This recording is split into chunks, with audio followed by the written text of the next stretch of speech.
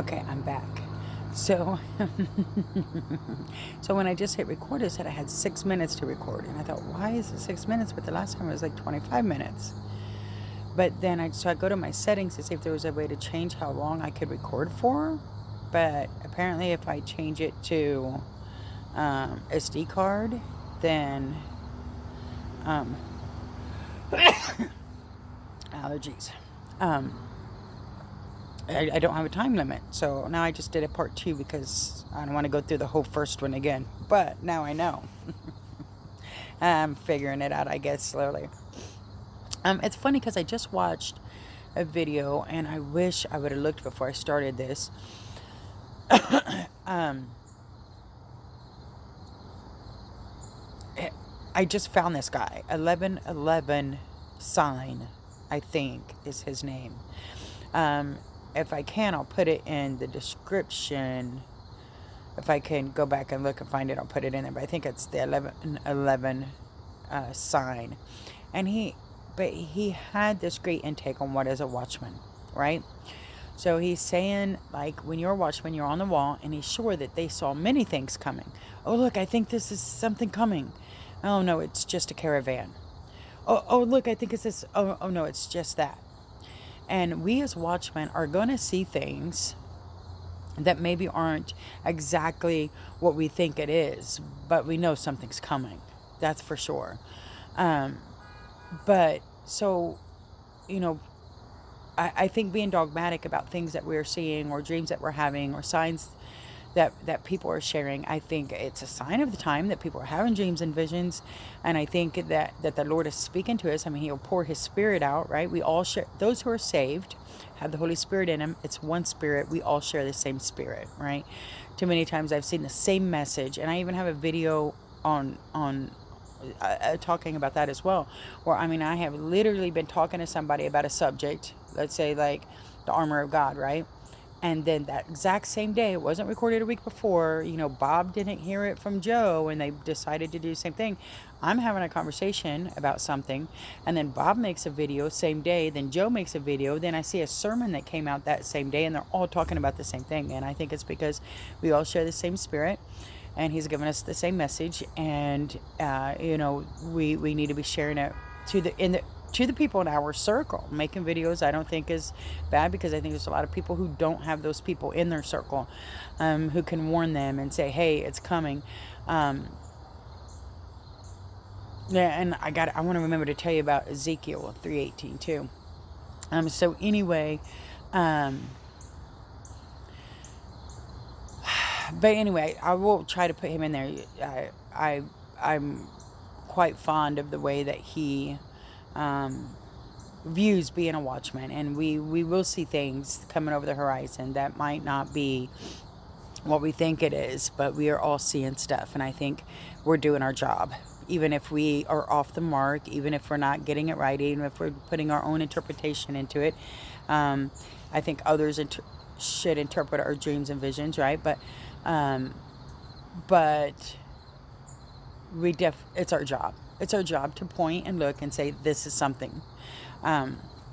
So anyway, this was on Saturday, pancreatic cancer. I called my cousin, I called my husband, I called my sister. I said, this is what it is. This is, almost a month after having this dream. And I'm saying she's not going to be here much longer.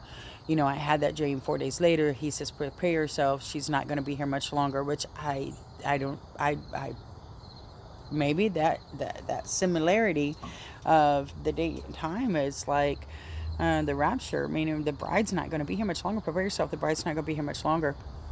So but anyway, so Monday comes along, we go to the doctor, we go in, she says, oh, looks like your sugar's out of control. Hasn't been in years. I've been helping my mother manage it with natural stuff, and she says, we're going to have to send you home on insulin. Well, my mom is very dogmatic about, I'm not taking insulin. I think it makes things worse. I'm not going to go through that stuff. It's same thing with chemo, same thing with dialysis. She said, I'm not doing it. If the Lord wants to keep me here, he'll keep me here. If he don't, he can take me home. It's all in his will. If this is what he wants, that's what I want. And so she has been very dogmatic about that. My grandmother was the same way.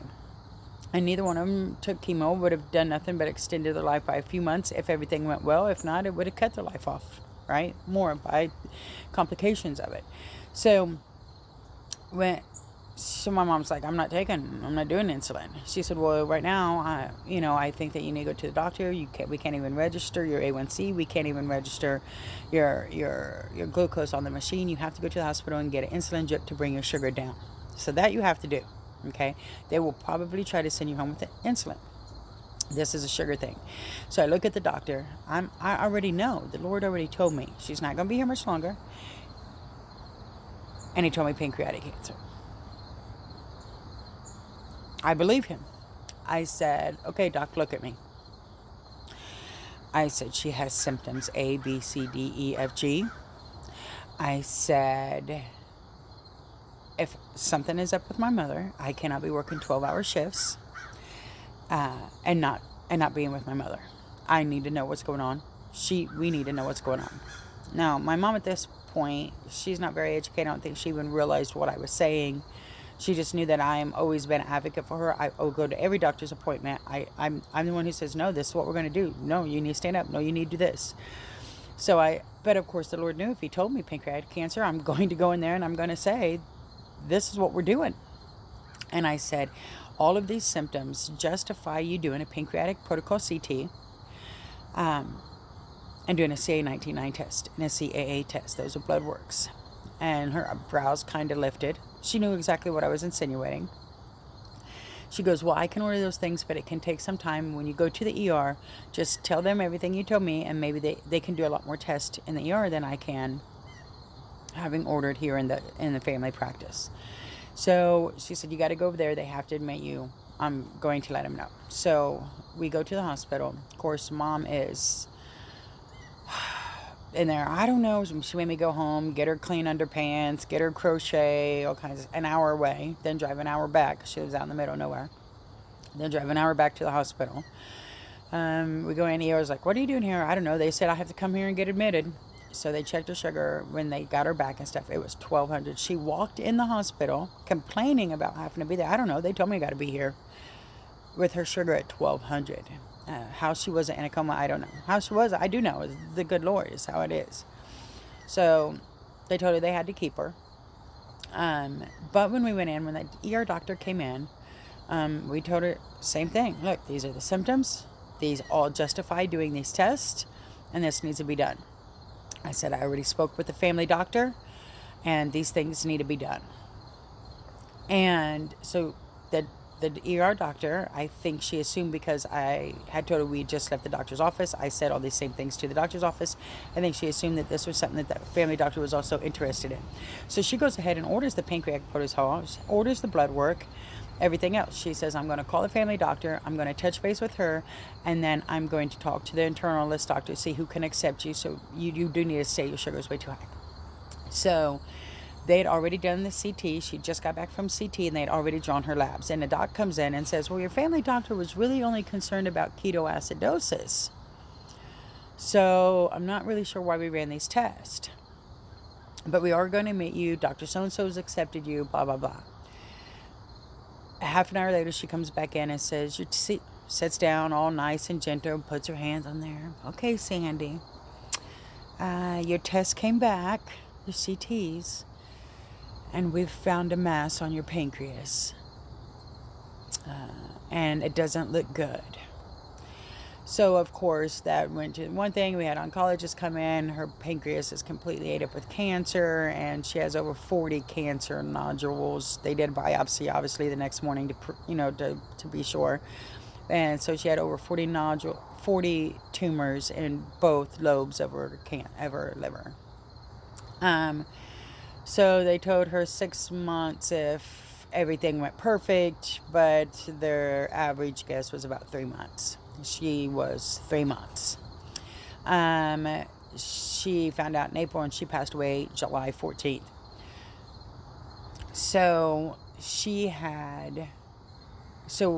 I go home, I get leave, I'm with her, doing hospice, taking care of her, going through all the stuff you go through when you're taking care of a person. It's not easy.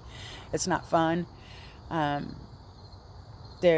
especially when you're watching somebody you love go through it. She was in good spirits all the way. Um, until the last week, she walked around herself. Um, that woman did, I had to do nothing for the funeral. I mean, she prepared everything.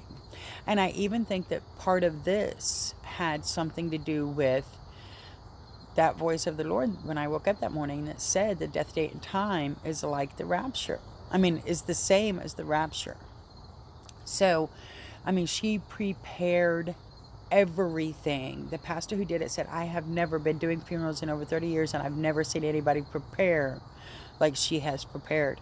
She wrote a 7-page letter to her family telling them how the love of God is the only reason the love of Jesus Christ was the only reason she knew how to love her family. That there were people who said that they were going to be lost and they wouldn't have anybody to care for them or to love them the way my mother did when she was gone. And she said, you guys say this, but you do have someone. You have Jesus Christ. She said, who's going to lift your name up in prayer when I'm gone? She said, Jesus will, just like he did Peter. I mean, this was a 7-page letter of her and her relationship with Christ and what he's done, giving the gospel, that he died on the cross and for our sins, he rose again. She said, and he's coming back. And she just really implored folks to get saved. This was a letter that was handed out to everybody at the funeral. She implored them to be saved. She implored them to lean on Jesus Christ. She wrote individual letters to her children. She did a bookmark talking about she's going to sleep with the Lord and until she sees us again. I mean, just, she did her own photo boards for the funeral. She called the funeral home out several times. She had already did everything for her headstone. The clothes that she's going to wear. I mean, I literally had to do nothing but call them. She was prepared and she was ready to, when she left, she was ready to leave. I mean, she went through her things. She did what she had to do. She said the rest of it, whatever. Like she prepared for her departure. And I think she was an example. We need to be prepared, for a departure because it is coming. When the last month probably, she passed out on us, like out, completely unconscious. I picked her up and had her put her on the bed. I don't even know how to do it. Honestly, she didn't feel like she weighed anything. I believe that the Lord was there, or a messenger of the Lord. Somebody lifted her up because she literally felt like she weighed nothing. I don't even know how I did. I got a bad back. And I lifted her off the floor and put her on the bed.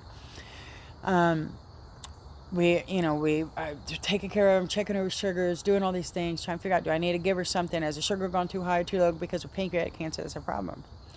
And I thought, this is it. She's going. This is it.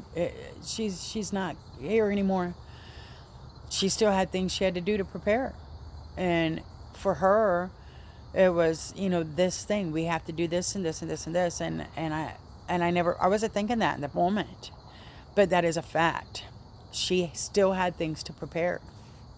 And she came to, and then when she came to, she was back sitting on the side of the bed. She was laughing with us. She was telling us stuff. She was talking to us. Me and my niece was the ones there to care for her. My cousin's wife and my cousin was also there, just like they was with Granny. Every day they came down, and she was up and she was talking, and it was like, nothing's wrong. Everything looks good. All her vitals is good. And we all would be like, I thought this was it. I thought she was leaving. And a week later, she did the same thing again. We was like, this is it. We're leaving. This is it. This is it. And every time something would happen, it was worse than the last time. So this happened 3 weeks in a row. And on the 4th week, it happened the first 3 days. It happened every single day. Something big would happen, and I was like, this is it. And then she would get up, and she was talking, and she was eating, and everything was honky-dory. It was just fine again. And I was like, okay, maybe that's not it. Okay, calm down. It's not it. Next day, same thing. This is it. This is it. Oh no, she's good. She's back to it's okay, okay. And this happened like 3 days. At first, it happened once a week for 3 weeks. Then it happened once a day for 3 days. Then on that fourth day, it happened every few hours. And I was like, this is it. Oh, okay, no, she's up talking again. It's fine. And then it happened again. Oh no, okay, this is it. She's fine. That night before she goes to bed, she says, in the morning, I want to get up and walk around because I think because I'm not moving as much, that's why I'm feeling so tired. That's why I'm doing all this stuff. And I said, Mom, I really think that it's just part of the sickness. And I think this is just part of what it is. No, I think I just need to get up and walk around. It's going to be fine. I said, okay. But she couldn't get up and out of the bed. So that fourth day, I said, why don't we move you into the hospital bed? Because she was adamant. I'm not going to be in the hospital bed laying around, people coming in and seeing me and woo-hoo-hoo, and I'm going to sleep in my bed. That's where I'm going to be. So this day she said, you know what, I'll stay in here. Her back was hurting real bad. I said, it'd be easier for you to get in and out and your back won't hurt as bad if you're resting there. She says, okay. So this was on a Saturday night. So Sunday morning, my cousin come by. We had a couple visitors, and he's a big boy. So she said, would you walk with me, because she didn't want to, she wanted somebody who could help her walk around. They took 2 steps and she was out. Okay. I said, let's move her to the bed. She was completely out, unresponsive. She stopped breathing for about 40 seconds. I was like, this is it. She's gone. And she gasped and she just started breathing again. So she was real rough those evenings during that whole day. She still talked, but it was slow, it was long and drawn out, and the whole day was like that. Well, that night, about 5 till 10 p.m., she had drank some 7-Up, and that was the last thing she ate or drank. She laid down, and from that point, she wasn't responsive anymore. There was a couple times, like my husband came in and she said, really, I love you. But then she was right back out. We had family members who came and seen her and stuff, and she was out. She wasn't responding. She didn't eat or drink anything from that point. That was that. The nurse even came by and was like, well, she might be here another 3 to 5 days. This was on Thursday. So this was on a Sunday night. She ate and drank the last time. She was in bed. I ended up having to have the nurse come out and cath her because she wasn't coming up, and we're cleaning her up. I'm like, I need you to come do that. So she came out. That was on Monday evening. Nurses came out, did exams, everything. She didn't. There was no response. Thursday at 3:56, she took her last. I just knew it was going to be 3:18 because she was. Her breathing had changed, and I was like, it is going to be 3:18. It was 3:56 when she took her last breath. It wasn't until a couple weeks ago, a friend of mine came by and said, "What, that Sunday I was there and she passed out? Was that it?" And I said, "Well, yeah, that was the last time. That day, that evening, she'd stopped responding. About 5 till 10, she laid down and she drank some 7-Up and lay down, and that was the last time that she was responsive." She said, "I knew that." She said, "That's a little over 3 days." She said, "That was 4 days, right?" And I said, 4 days. I said, "Well, not quite, because she passed away in the afternoon and it was nighttime." And it just came to me, 3 days and something. I said, I have to do the math. This can't be. And I did the math, and it was 3 days and 18 hours. So the death date and time, the only thing I got from the dream was 3:18. And when I woke up, he said the rapture is the same as the death date and time. So then I start thinking, I mean, is the rapture going to happen over a period of 3 days and 18 hours?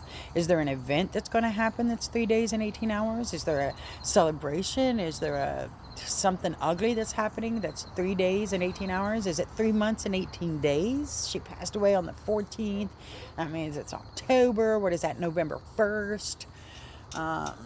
Is that the rapture, 3 months and 18 days?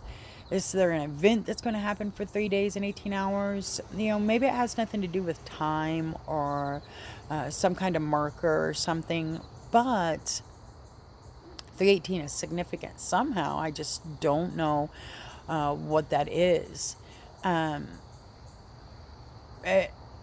believe it to be time because the dream focused on death, date, and time. Also, the biggest things that was in the dream was the fact that I needed to know, and I wouldn't know. It was important that I knew that it was coming. I wouldn't know until the last minute, but I will know. And 318. These were the things that stuck to me. Okay? When the first dream came before Granny passed away that told me that they would both go, the thing that was significant was that I had to know. I needed to know. To prepare. I needed to know to prepare because Granny was telling me, she said, you have to prepare yourself. And in my dream, there was this urgency for me to prepare. Okay? The fact that Mom prepared everything, I don't know if that has something to do with it either. But, I mean, I think the whole thing, I don't know any details in this that might have something to do with that, or if there's anything that would stick out that say, hey, look at this day or that, or whatever. Maybe somebody will watch this and say, hey, this sounds like it sticks out. But so I'm not really sure. Again, I definitely am not a date setter, but I know it's now. That I know. Because I can feel it in my spirit. I think anyone who is saved, who has the Holy Spirit, does feel it in their spirit. I believe that. I know that personally. Now, when Mom was taking her last breaths, so that last hour, Mom, her breathing would go up and then go down and then up and down. And same thing with her heart rate, and her oxygen was going up and down, and just all those changes that happen. I think one of the things that stuck out to me most was the last 10 minutes. She gasped for air. So it was like that, which apparently is normal when folks are going through what she went through. So for about 10 minutes, she gasped about every 40 seconds. So what is that? 14, 15 gasps before her last. 4 gasps before her last, she gasped out, I love you all. She hadn't been responsive. And she gasped out, 4 gasps before her last, I love you all.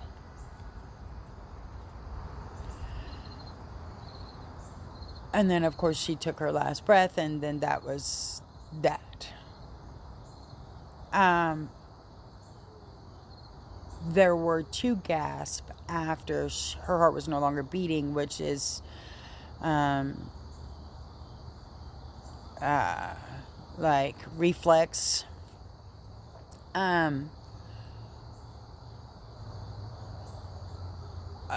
In my calculation or thoughts or my process of this is those gasps, if it's like the rapture, or death, date, and time is like the rapture, are there going to be, why I think we're experiencing some gasp,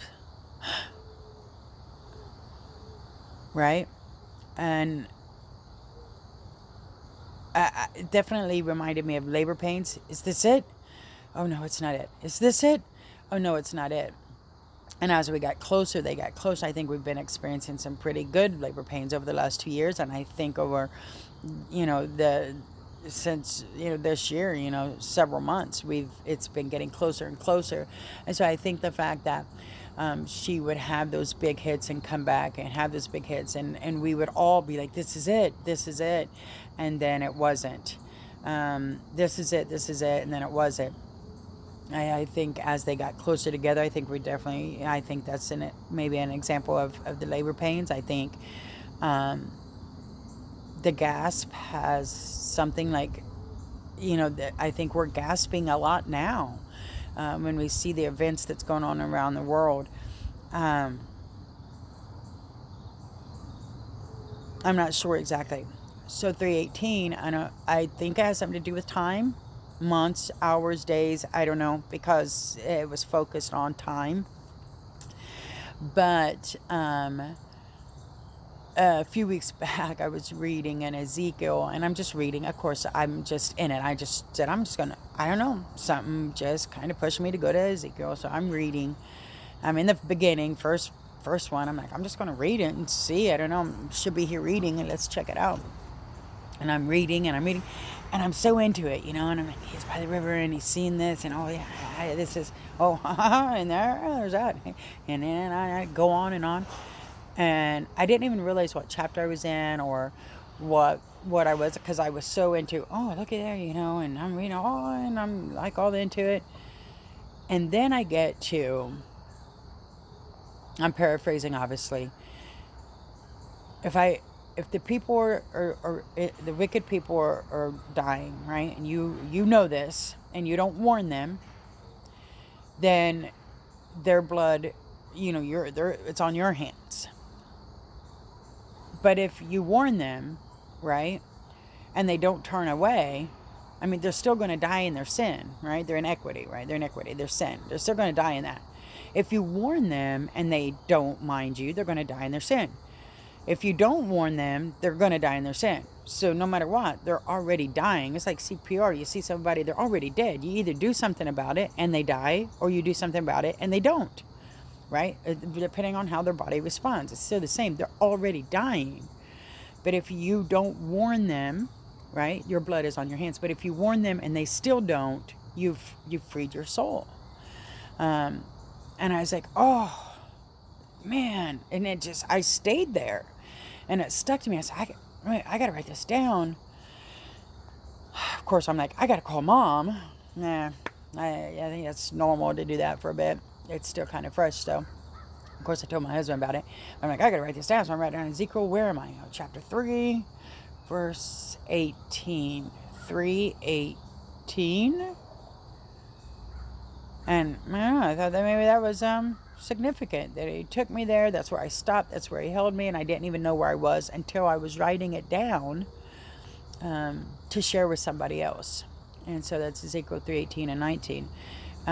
We were to be warning people. We are watch women. And maybe he sent me there to say, hey, you make a video, call somebody, tell the neighbor. Of course, I'm always telling somebody. They think I'm a lunatic.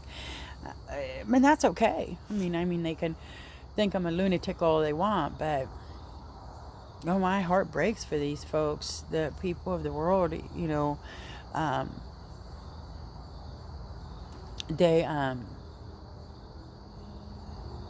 don't get it.